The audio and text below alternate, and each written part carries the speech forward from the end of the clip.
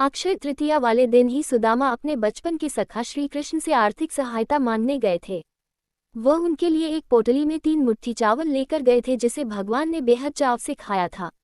लेकिन सुदामा ने हिचक की वजह से कृष्ण जी से अपने लिए मदद नहीं मांगी थी। वह बिना कुछ मांगे ही उनसे विदा लेकर अपने घर लौट गए थे, लेकिन वापस पहुंचने पर सुदामा ने देखा कि उनके टूटे फूटे झोपड़े के स्थान पर एक भव्य महल खड़ा था और उनकी गरीब पत्नी और बच्चे अच्छे वस्त्रों में मिले थे। ये देखकर सुदामा समझ गए कि ये सब श्री कृष्ण की ही कृपा से हुआ है। यही वजह है कि अक्षय तृतीया पर आज भी साफ मन से दान और पूजा का महत्व गिना जाता है।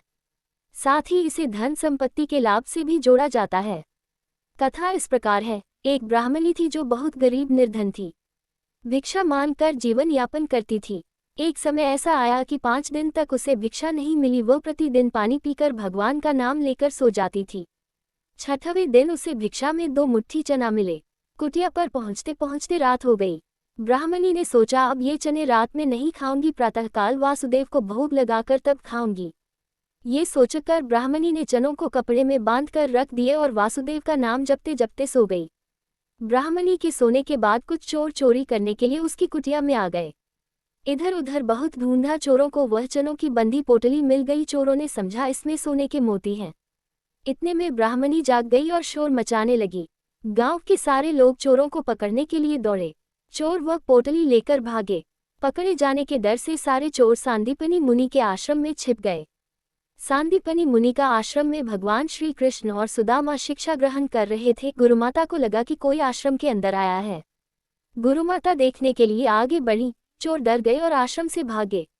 भागते समय चोरों से वह पोटली वहीं छूट गई।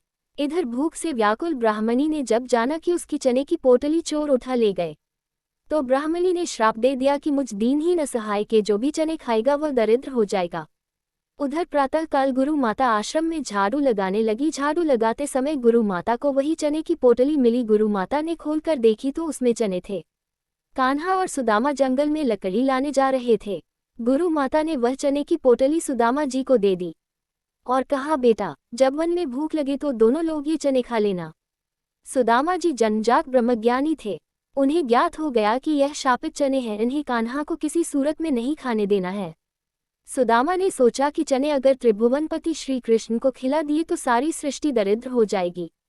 ये चने स्वयं खा जाऊंगा लेकिन कृष्ण को नहीं खाने दूंगा। और सुदामा जी ने सारे चने खुद खा लिए। चने खाकर दरिद्रता का श्राप सुदामा जी ने स्वयं ले लिया, लेकिन अपने मित्र श्री कृष्ण को एक भी दाना चना नहीं दिया।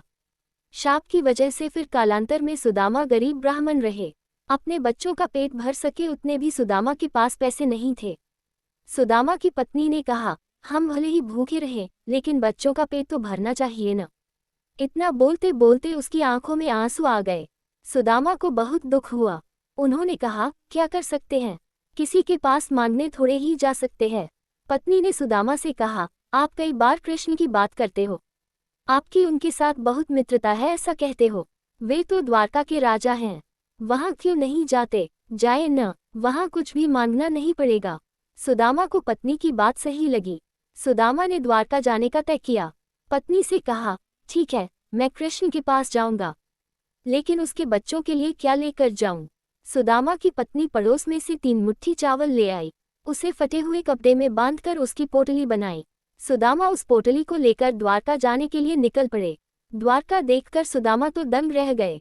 पूरी नगरी सोने की थी। लोग बहुत सुखी थे। सुदामा पूछते पूछते कृष्ण के महल तक पहुंचे। दरबार ने साधु जैसे लगने वाले सुदामा से पूछा, ओ भाई यहाँ क्या काम है? सुदामा ने जवाब दिया, मुझे कृष्ण से मिलना है, वह मेरा मित्र है। अंदर जाकर कहिए कि सुदामा आपसे मिलने आया है। दरबान को सुदामा के वस्त्र देखकर हंसी आई। उसने जाकर कृष्ण को बताया। सुदामा का नाम सुनते ही कृष्ण खड़े हो गए और सुदामा से मिलने दौड़े। सभी आश्चर्य से देख रहे थे, कहाँ राजा और कहाँ ये साधु। कृष्ण सुदामा को महल में ले गए। सांदीपनि ऋषि के गुरुकुल के दिनों की यादें ताज़ा की। सुदामा कृष्ण की समृद्धि देखकर शर्मा गए। सुदामा चावल की पोटली छुपाने लगे, लेकिन कृष्ण ने खींच ली। कृष्ण ने उसमें से चावल निकाले और खाते हुए बोले, ऐसा अमृत जैसा स्वाद मुझे और किसी में नहीं मिला। संचन कहते हैं एक मुट्ठी चावल के बदले श्री कृष्ण ने एक लोक की संपत्ति दूसरी मुट्ठी में 2 लोक की संपत्ति सुदामा को दी। तीसरी मुट्ठी खाने ही जा रहे थे, रुक्मणी ने रोक लिया। संकेत से कहना चाहती थी तीनों लोक की संपत्ति यदि दे देंगे तो हम सब कन्हा जाएंगे। और एक भाव ये भी था भक्त का सारा प्रसाद आप स्वयं ही खा लेंगे, हमको नहीं खिलाएंगे। बाद में दोनों खाना खाने बैठे। सोने की थाली में अच्छा भोजन परोसा गया।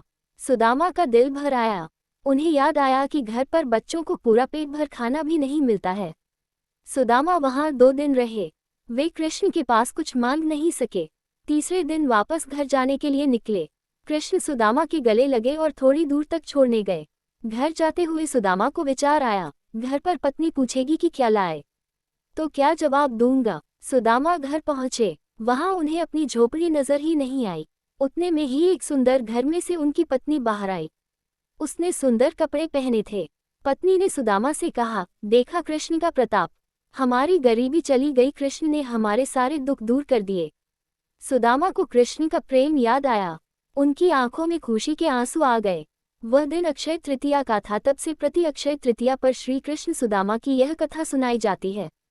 देखा दोस्तों, कृष्ण और सुदामा का प्रेम यानी सच्चा मित्र प्रेम। तो दोस्तों, सच्चे प्रेम में ऊंच या नीच नहीं देखी जाती और न ही अमीरी गरीबी देखी जाती है। इसीलिए आज इतने युगों के बाद भी दुनिया कृष्ण और सुदामा की दोस्ती को सच्चे मित्र प्रेम के प्रतीक के रूप में याद करती है।